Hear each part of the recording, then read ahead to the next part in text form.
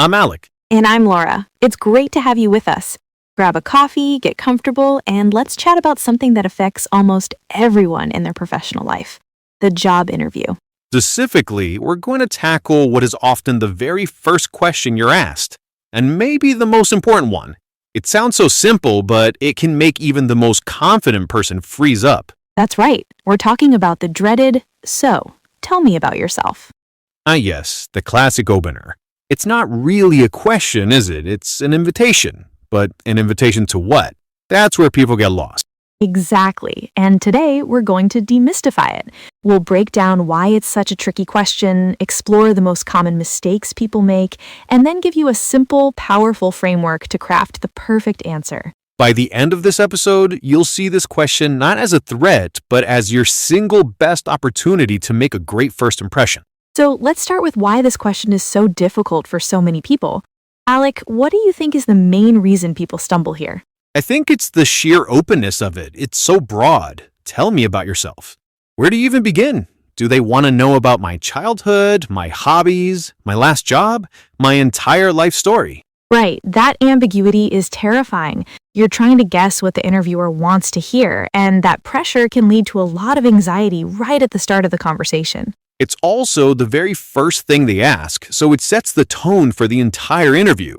If you nail this answer, you feel confident. You're in control. But if you stumble, it can shake your confidence for the rest of the meeting. That's such a good point. It's the ultimate first impression. The interviewer isn't just listening to what you say, they're observing how you say it. Are you structured? Are you confident? Can you communicate clearly? And what they're really asking is, tell me about yourself as it relates to this job. They're giving you a golden opportunity to pitch yourself, to frame the narrative of your career in a way that makes you look like the perfect candidate. Forgetting that context is the root of most bad answers. That's the secret key right there. It's not just about you, it's about you in relation to them. This leads us perfectly into the common mistakes people make when they try to answer. Let's dive into those. I think the number one mistake, and we've all heard it, is giving your life story. Oh, definitely. Starting with, well, I was born in a small town, or talking about high school when you're 30 years old. The interviewer doesn't need that much background. It's too personal and takes way too long. Exactly. Keep it professional. A close second mistake is simply reciting your resume out loud. First, I worked at Company A as a junior analyst. Then I moved to Company B as an analyst.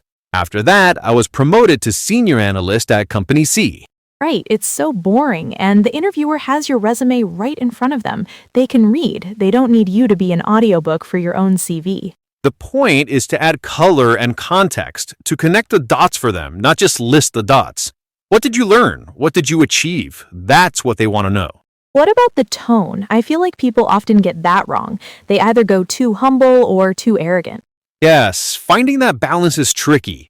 The overly humble approach sounds like, well, I don't have a ton of experience, but I'm a quick learner. It projects a lack of confidence.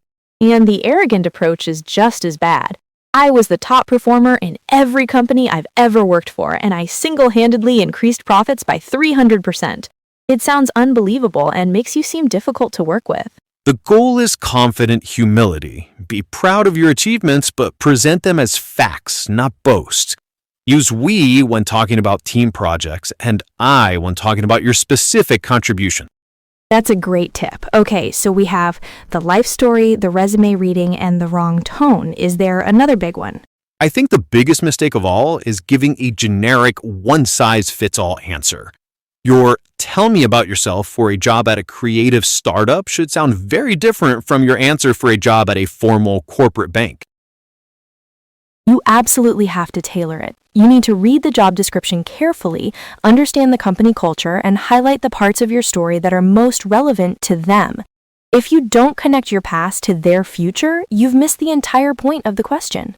So, to summarize the mistakes, don't tell your life story, don't just read your resume, find the right tone, and absolutely do not give a generic answer. Okay, so now that we know what not to do, let's build the perfect answer. We promised a framework, and it's a wonderfully simple one to remember. It's called the present, past, future model.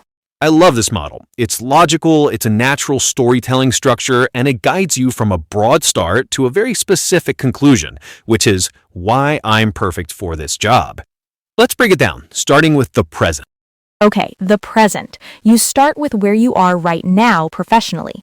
State your current role, the company you work for, and what you do, but don't just list your responsibilities. Right. You should also include a key accomplishment or something you're particularly proud of in your current role.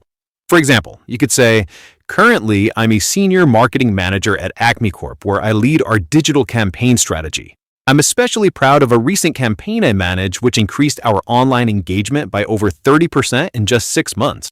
That's perfect. It's concise, it includes a quantifiable achievement, and it immediately establishes your current level of expertise. It hooks them in. So after you've established the present, you move to the past.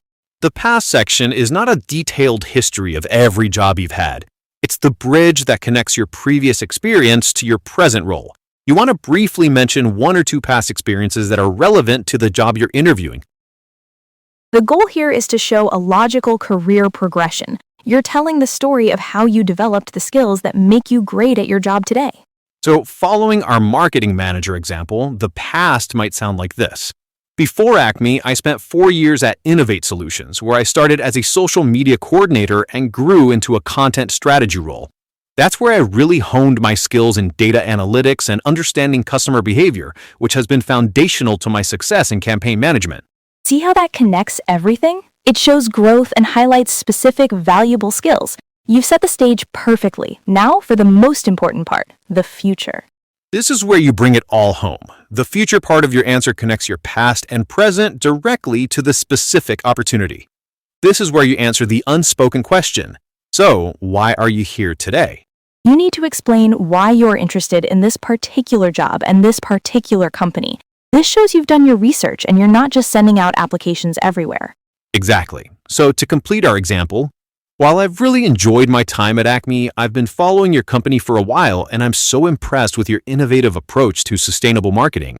I'm looking to take the next step in my career where I can apply my experience in campaign strategy to a mission I truly believe in. And this role seems like the perfect fit for my skills and aspirations. And that's it. Let's put it all together. Present.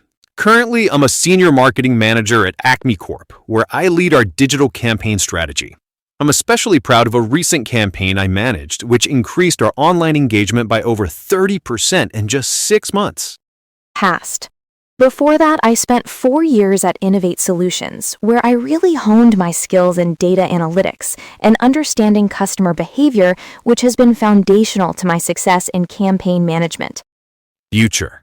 I've been following your company for a while, and I'm looking to apply my experience to a mission I truly believe in. This role seems like the perfect opportunity to do that. That whole answer probably takes about 90 seconds to deliver. It's powerful, it's relevant, and it tells a compelling story. It answers the question perfectly without rambling. It really does, and it positions you as a thoughtful, strategic professional who knows what they want. Now, beyond the framework, there are a few extra tips that can really make your answer shine. Yes, let's get into those. First off, timing. How long should this answer be? We mentioned 90 seconds. Is that a hard rule? Not a hard rule, but a very strong guideline. You should aim for between 90 seconds and 2 minutes. Any shorter and it might seem like you're unprepared or have nothing to say. Any longer and you risk losing their interviewer's attention. That makes sense. It's a summary, not the whole book. Another tip, which we touched on, is tailoring. How do you do that effectively?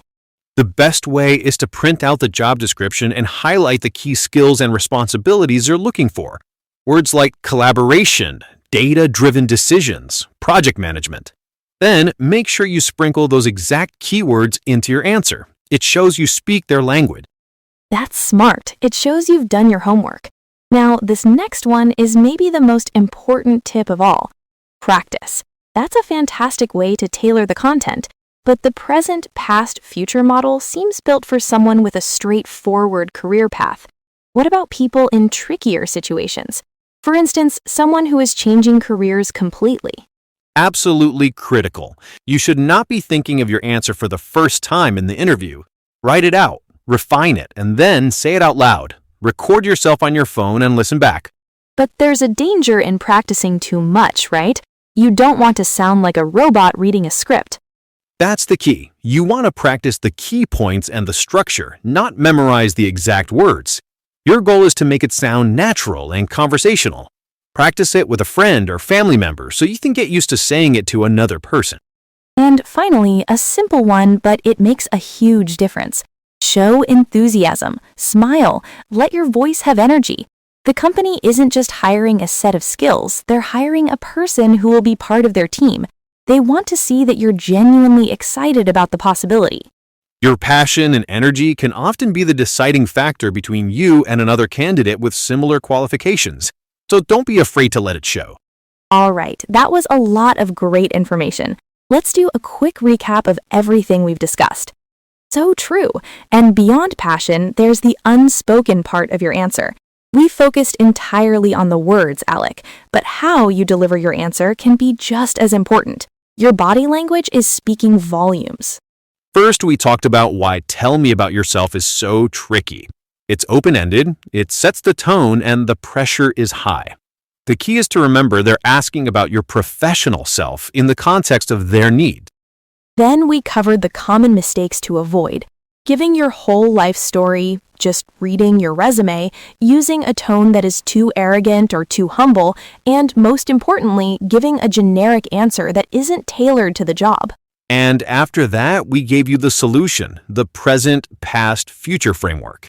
Start with your current role on a key achievement, then briefly connect it to your relevant past experience, and finally link it all to your future at their company. And remember those final tips. Keep it under 2 minutes, tailor it to the job description, practice until it's conversational, and show genuine enthusiasm. If you can do all of that, this question goes from being a source of stress to being your best chance to shine right from the start.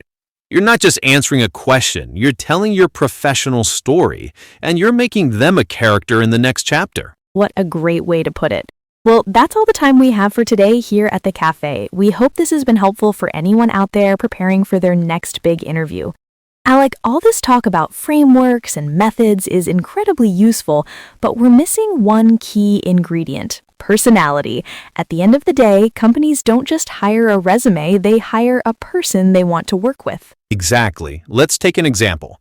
Say your hobby is reading. You could mention, in my spare time, I'm an avid reader, particularly of historical nonfiction. It doesn't stop there. You can add, I find it sharpens my analytical skills and I enjoy learning from different perspectives. That immediately frames your hobby in a professional light. That's perfect. It shows you have a mindset of continuous learning.